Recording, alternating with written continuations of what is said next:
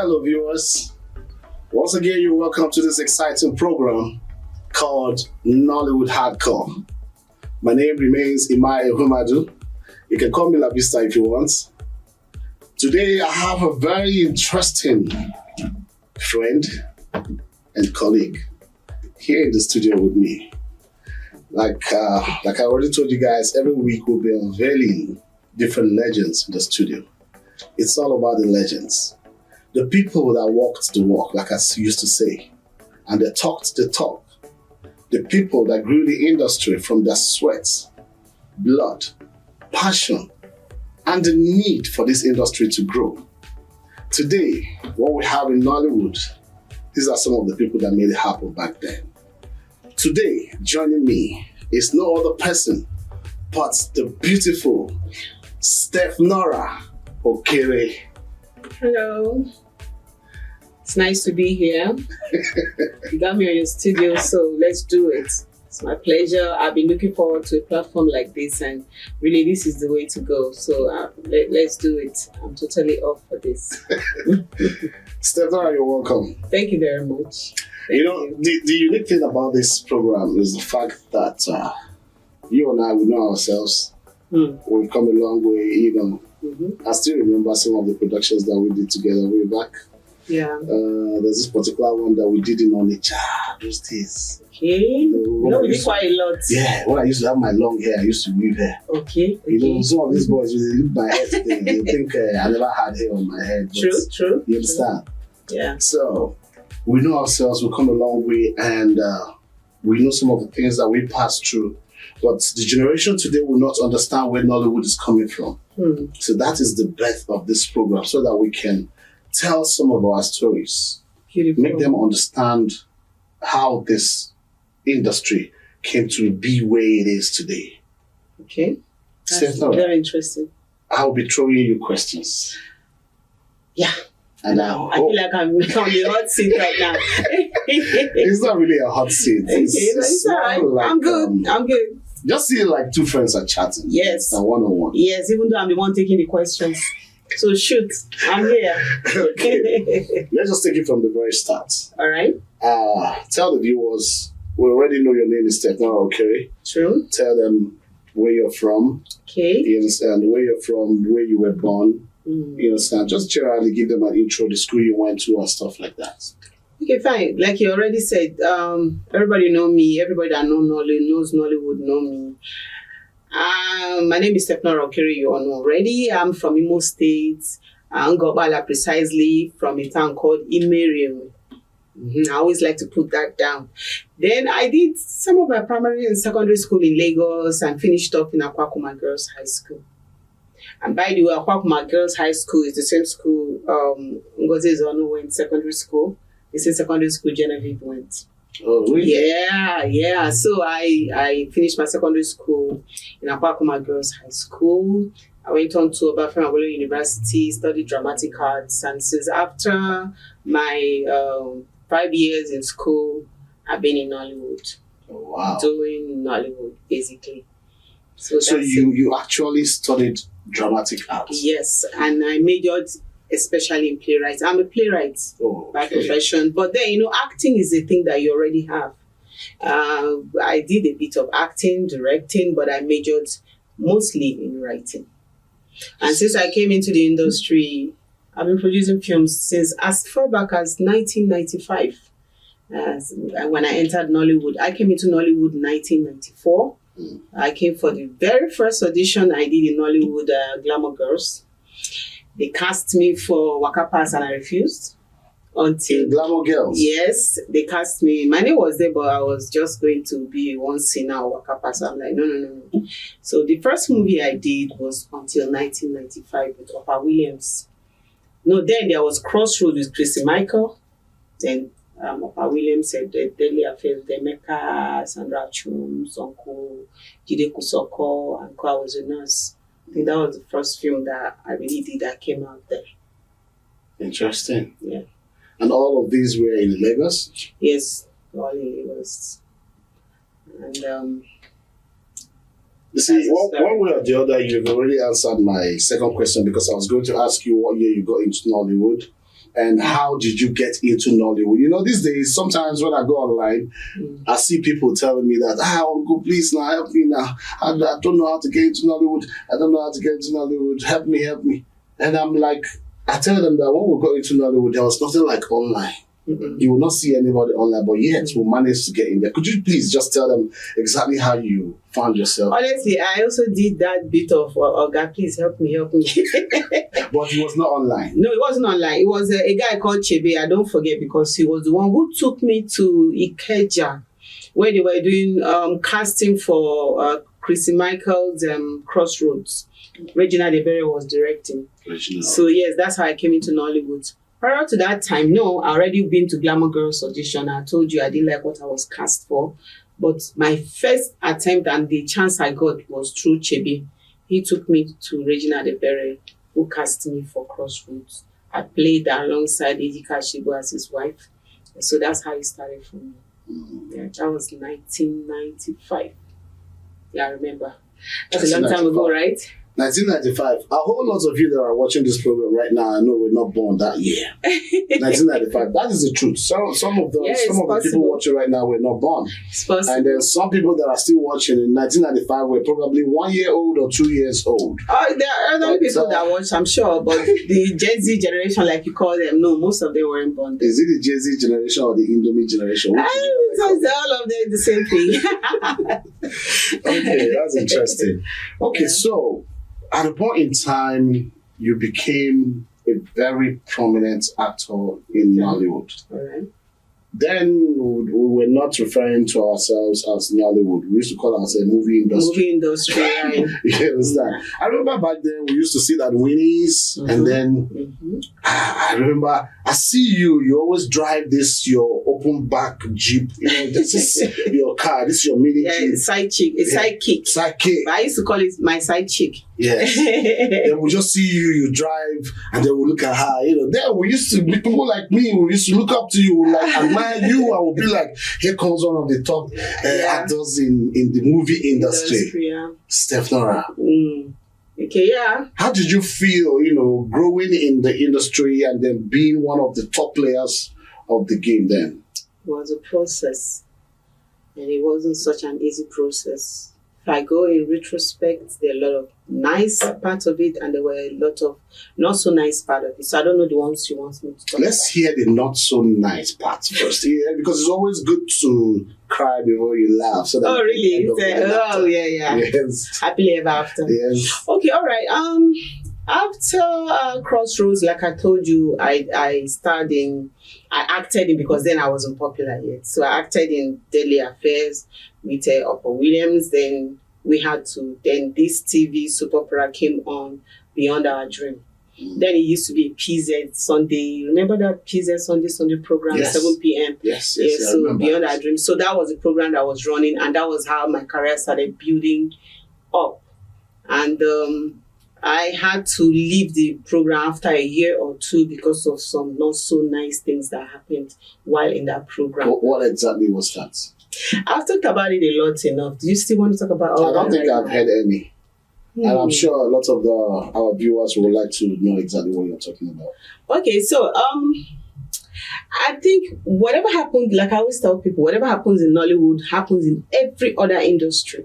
So it's not like it's typical, that's what they do in Nollywood. Like people come to me and say, did you get sexually assaulted or abused, harassed? Where I say, if I say yes or no, then I'm telling you that I'm telling you something that is already happening everywhere else in the world. It happens in the medical sector, it happens in schools, it happens everywhere. So if you find it in Nollywood, it's only normal. Of course, I got harassed by the producer of Beyond Our Dream, and I had to walk out on the program. What was the harassment like? Because oftentimes we hear people say, I was sexually harassed, but we don't really get to know exactly what this sexual harassment is. Okay, so is it I'll tell you the whole story. I'll tell the story. So now it was Beyond Our Dream. Remember? I don't know. Well, I'll just tell you. Okay, that's right. You got me on the spot, so I'll tell you. I thought people about this before. A lot of people knew the story, and it made me leave Nollywood at the time. I left Nollywood for 2 years because of this. Okay, what happened? I told you from the beginning of this interview that I'm a playwright. I started writing in school with Aristo, who was the lecturer at the time when I was, he was my supervisor. All right, so I'm acting in Beyond Our Dream, and then I come to pick up my script, and then the producer, whose name is Pius Okugwere, comes to me and says, Ekene Igwe is refusing to write, he's owing them. I know you're a writer, can you help me? I need to write. Because then you have to write this month. They have to shoot on Friday, they edit on Saturday, they give it to NTA on Sunday. So that was on a Friday, we were supposed to pick up a script, and there was no script, so that we can come and shoot on Saturday. So he said, can you help me? I have synopsis. It was handwritten. Can you help me? Let's do this so that we'll have script to give to people tomorrow to shoot. I'm like, okay, fine. But the script is at home. So I go all the way to Ikotun with him to pick up the script. On the way, he bought provisions, he bought milk, Bonvita. I said, what do you? I said, anything. He bought bread. So I was just relaxed. I was with my producer. I didn't feel anything. I didn't even... If I had an idea that he had an eye on me, honestly, I would not go home. He didn't tell you, like... He never ever made any pass at me. Steph, I like you. Or even while we're shooting, look at me in a certain way, then I would say, this producer is trying to, get fresh with me, so I will not go near him. So we get to his house. Before then, while we were standing and waiting for a taxi, he says, "What did they worry you, Steph? Say be fine girl. For this industry, you have to use what you have to get what you want. So and so actress, who are my friends, who I cannot mention their name, as in they are my colleague and friends in the industry, because it's not there. He's the one who made that statement. And so and so, they form hard girl. I'm like, that should have been the red flag for me. So we got to his house. I didn't pick anything. I just thought it was somebody just admonishing or throwing stuff at me. So I get to his house. He brings a handwritten synopsis and gives me a pen that from those synopses I can start to write scenes. I'm like, okay, fine. So I make my cup of Bonvita and what's that other milk and rice and sugar. I put it right there and I started writing. And then he goes into that room. And then the next thing I see is a dagger. A what? Dagger. Like that sharp knife? You know that stuff you see outside people that say suya holding? Put it right here. On your neck? Yes. And he said, take off your clothes. Oh, child. Okay. And I'm like, why are you doing this? He said, take off your clothes right now. So I was shaking. Then I took off my clothes. Yeah, I did. Took off all my clothes. I don't know why. I just feel like I've said it enough. People look at it like it's one of them sexual harassment. No. You see, that thing, I left Nollywood for 2 years. My family told me, you got what you want now. Can you now stop? So I took off my clothes and he came and like, so waiting there your body. Where did they hide? No be you be this. This one toast you, no be. This one toast you, no be you be this. So I'm like, that he's saying don't give me sign tire. Say, give me sign, I didn't notice, sir. I started shaking, I started begging. He didn't sleep with me. He did not do anything with me, but he just humiliated me. He just wanted to humiliate you. And he told me that he likes me and he's been giving me signs, but I've been acting. I said, you would have just told me. I would have at least, you don't know. I started playing along. Then he not told me to wear my clothes. He really likes me. He likes to date me. He likes to make me bigger than I am. I said, okay, fine. So I wore my clothes. He took me, I couldn't write. I said, let me take this thing home. I'll finish it at home. So I took it home. And I took a bus. I was crying in that bus till I got home because I was shaking. When I got home, I told my family. My sister said the night before she saw somebody using a knife on me, but she forgot to tell me before I left the house. In a dream? Yes. My late sister, may her soul rest in peace. Amen. So the next morning, Uncle Clem, who is the PM, now came to pick up the script, and I told Uncle Clem, I'm done. Clem? His name is Uncle Clem. He's the PM of Beyond Our Dream. Not Clem or Hans? No. Uncle Clem. We call him Uncle Clem. Everybody in Beyond Our Dream knows him. Okay. Came for the script, and I said, Uncle, I'm sorry, there's no script. Say, why you make? I say, see what happened. And the guy said, you told him? Yeah, he says, Pius still they do this thing. Still they? Do this thing. That means he's been doing it. Yes. I told him, I'm sorry. My family said, and that's how I left Beyond Our Dream. Because it was PZ, I had to finish that episode of that Saturday. Uncle Claire got him, he brought chocolate, begged me, but he had already ruined me inside because after that I left Nollywood. He took Fidelis Duka to see me at Oba bus stop and cast and tell me, Steph, we know they see you 2 years. I say, I know they again, I don't they do bank interview and everything. He said, no, I said the harassment is too much. He said, no, I'm doing a film scandal. Come, I'll give you a role. Because I've known Fidelis Duka way back when I was still in secondary school. So that's why I had the trust in him. And that's why I'm still in Nollywood today. And so I had to just illustrate it's okay. That's actually the essence of this program because it's called Nollywood Hardcore. These are just some of the things some of our legends went through in the growth process in this industry called Nollywood. So you're going to be hearing more from StephNora. But for now, we'll just take a minute break and then we'll be back. Please stay tuned and don't touch that star.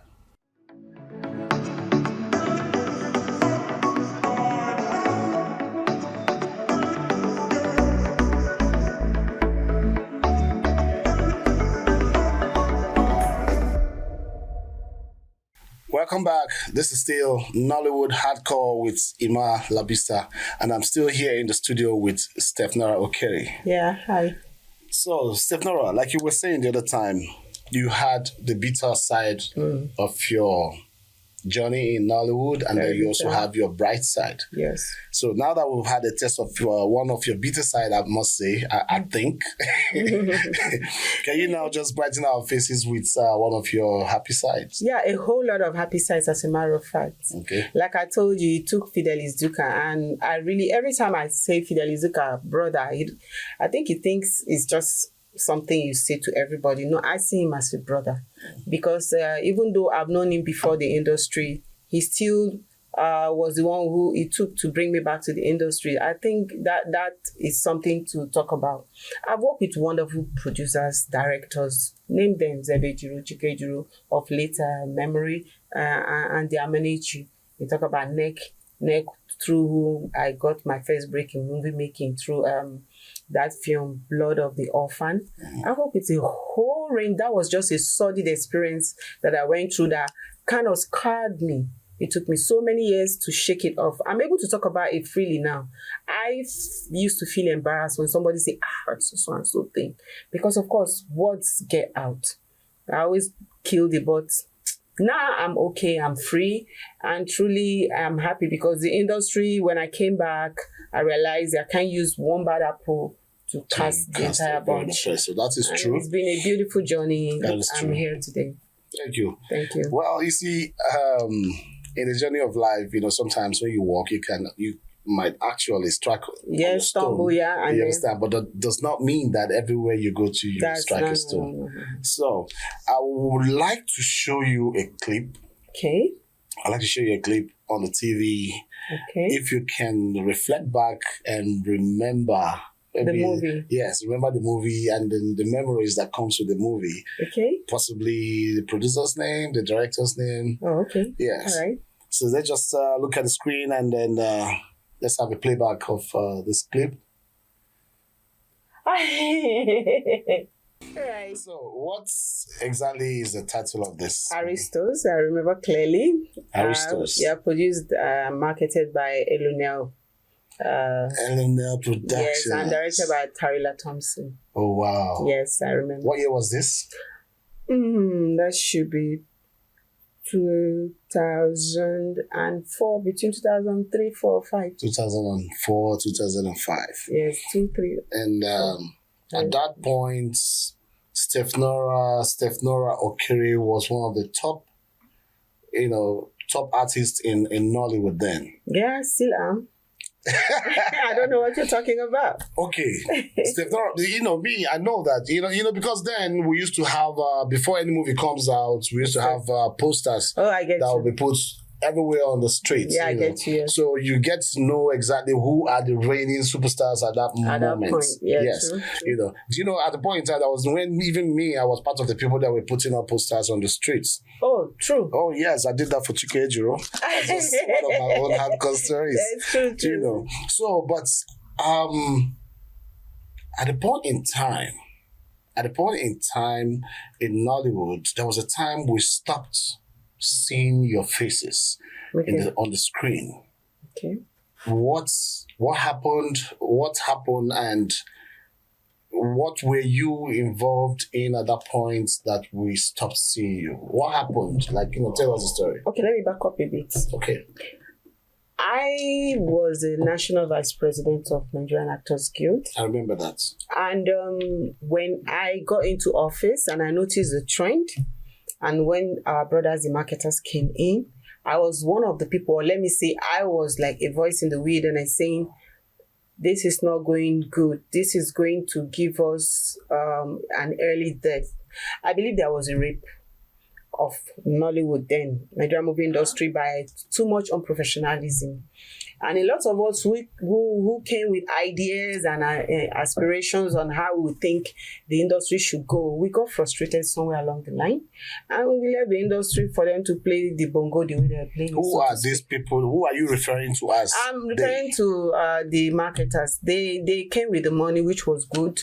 They came and they supported the industry. But at the point when they decided to now become producers and directors, that's when and writers, as a matter of fact, the professionalism was thrown out. And over time, Nigerians got tired of this stuff that were being churned out. Plus, there was this paradigm shift from CD, DVD, VHS to cable TV viewing, and now online. So within that period, that hiatus, people like us, we had to just find other things to do. I started producing films as way back as 1995, but it became such that if you were not produced for a marketer, we used to call ourselves independent producers. So if you were not producing for a marketer, to sell your film became an issue. Although I had marketers that like I told you earlier, I sell to, but there was a lot of struggle. So first of all, I went to Cotonou. I got into contract with Alhaji Asari Dokubo to lecture in his university in Cotonou. I was there for the better part of 2 years. He had amnesty students. I was teaching acting for TV and film. Oh. Yes. After you went back and became a teacher. Oh, well, yeah, you put it like that. But it was fun because, when you're teaching, it helps you remember. Okay. So to me, it wasn't a lacuna. It wasn't like there was a gap. Nothing was happening. Something was happening. It was still helping me rebuild a lot of things about my work still, even though it's not in the acting. And then we were supposed to shoot a film, which unfortunately did not happen before I left, because from there I went to the US. I was there for a bit. Then I came back to Nigeria, and I've been back since then. And I noticed the industry is picking up again. This is the job I love. This is what I do. So I had to queue up again. Okay. Mm-hmm. So since you came back into the industry, what would you say is the difference from when you were active and now that you're back? What would you say is the difference in the industry that you have seen? Yes, I think the break gave room for more professionalism. Okay. So we have more professionalism now. Yes, we have more artistically inclined people running technical matters in the industry. I was always screaming that this is not an outcome, as even though they say it's a social industry. No. You have to do it. There's only one in filmmaking industry, so to speak. There's only one that you can just do without having to go and train for it, which is acting. Yeah. But even at that, with your acting skill, if you don't improve, if you don't learn, if you don't do anything, you become rustic. So now there are more professionals and more money is pumped into the industry. So it's definitely a different playing ground. Most definitely. As someone that was very active with Nollywood then, and then now that you're back, okay, if you're given a choice between the then Nollywood and the now Nollywood, which would you sincerely choose? I'll choose both. You cannot choose both. I say if you're given a choice to choose between the then Nollywood and the now Nollywood, you cannot put your two hands in your mouth. Make a choice. I'll choose then. You know why? Choose then. Yes, there was enough camaraderie. There was the spirit of sacrifice. A lot of us worked for nothing. I was telling when we're coming here for this interview that sometimes you work, the producer will owe you. You still go back and do another work. I'm not saying that's the right thing to do. I'm saying the spirit of building was there. Yes. It was like an ensemble of people who wanted to build and achieve something. Okay. What we have now are people who also want to build, yes. But I don't think that enthusiasm is as much as it was. And we have hardly arrived. Forget that there was, like I said, a lacuna where where a lot of people came in. The growth is not as sporadical as it was when we started it. I think the growth is slow because people are really more into the money than the business. Yes. Because some of these people that will want me to help them get into Nollywood, the next thing they will say to me is that I'm having family problems. My mother does not have a job. My father does not have a job. I want to be a star and make money so that I can support my family. You see, so I remember one production. What makes you think that once you get in there, you start making money? I remember one production we went to do. Let me say the producer's name because she was also trying to do something. We had to sleep in her living room for 1 month. Okere Anonobi, myself, Ngozi Nwosu, we are plenty. We stayed in her house. We slept on the floor. We shot the film. When I got back home, I was darker than this. Oh, wow. And my people were like, okay, fine. You went to work. Okay, so where is the money? Nothing. Nothing. But I'm happy where we are now. So yes, I'm really happy about it. That's what I was talking about all the time. I'd like to show you a picture on the screen. Remember, me and you have come a long way. I would like to show you a picture of a guy on the screen and then ask you 1 or 2 questions. Please, can I have a picture on the screen, please? A guy? Yes, this guy. You're joking. My very good friend, Jim Ike. You're joking. It's a joke, right? No, it's not a joke. Listen, there are lots of people that do not know the stories and the journey that some of us went through in Nollywood. What was your involvement with this guy? You're serious right now? Yes, I am. Okay, Jim was a friend. He's a very good friend of mine.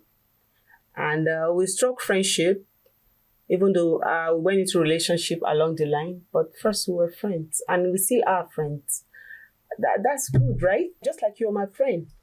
Just as somewhere we somehow along the line. Are you telling me these stories or you're telling them these stories? Okay, everybody knows because me, I know the things I know, but because I like them to know the things they don't know. There's nothing, unless there's anything else you want to know, but that's just basically, we became friends, we met in the industry, we became friends, and it's all there, out there. It's not like it's hidden stuff. And then we dated for a while, and like they say, unreconcilable differences, we went our separate ways, and we still remain friends. That's interesting. That's okay. Yeah. There's another person I'd like to show you.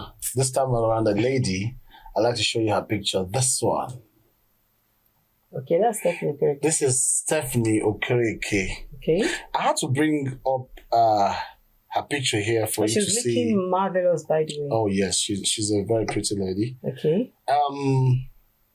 Do you know why I brought up her picture? Please tell me. Because if at a point in time, me, Ima Ehomadu, can be confused between your name and her name. Oh, that's... What would have happened to a lot of viewers out there? So I don't know, was there at any point in time that people call you her name? And yeah, of course, that happened a lot. Even happened recently. Even so right now that I'm here in Abuja, people still, I go somewhere else. Even I went to the hospital and they like Steph-Nora Okere. I'm like, no, I'm Steph-Nora Okere. So it's only normal. It's only normal. By the way, she's like a younger sister to me. We're from the same place. Oh, you're from the same place? Same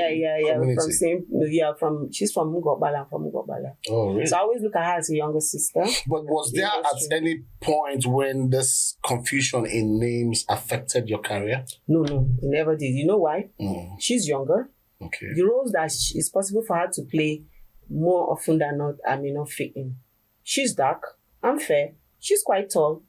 I'm average. But despite all these things you're saying, okay, people still confused your names. Yeah, I can't help them with that, really. I can't help them. Although I know I've been to places where people will say, oh, no, it's not you, we meant, and I really feel bad. Exactly, that's my point. I know. There was a time... It happens to her too. Exactly. Okay. There was a time after I played the role Labista. Okay.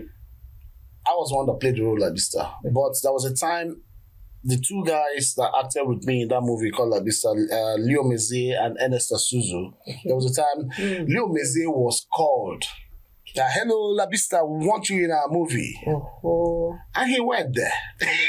You say, no, it's not you. No, it's not you. But then they couldn't reach me, and at the end of the day, he and both of you don't even share similar names. Let me tell you one funny thing that happened. We were going for AMA Awards. I don't remember the year, but it was she, myself, Ngozi wants to know. Ngozi is a little bit mischievous sometimes. So Stephanie was sitting, I was sitting by the bar, and Ngozi just said, Steph, and both of us just turned. I said, that's what I wanted. Okay. Yeah, I wanted that. So it didn't cause any friction. When we see we are good, we're very, very good. All right, that's interesting. Before we round up, I'd like to show you one more clip on the TV, one more video. All right, okay. Yes. Please, can we play back the video? Let's come back to our talk right here. This is taking me back memory lane. God, that's the whole idea. Oh my God. So there's something I noticed. All right. Some of these movies, the storylines were more like based on the things that were trending in the society at that time. True. Is that how it was?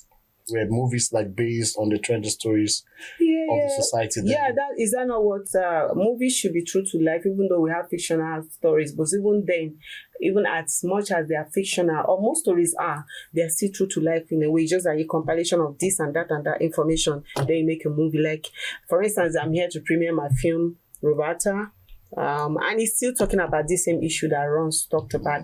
Ron's dealt with the issue as it were at that time. Now, it has grown limbs and fangs. It's now a whole monster. It's crazy now. So that's what is happening, and it's become, as the society is becoming sophisticated. It's becoming just as sophisticated. So it's disguised. It's like camouflaging under the society, but it's there. So it's what's happening in the society.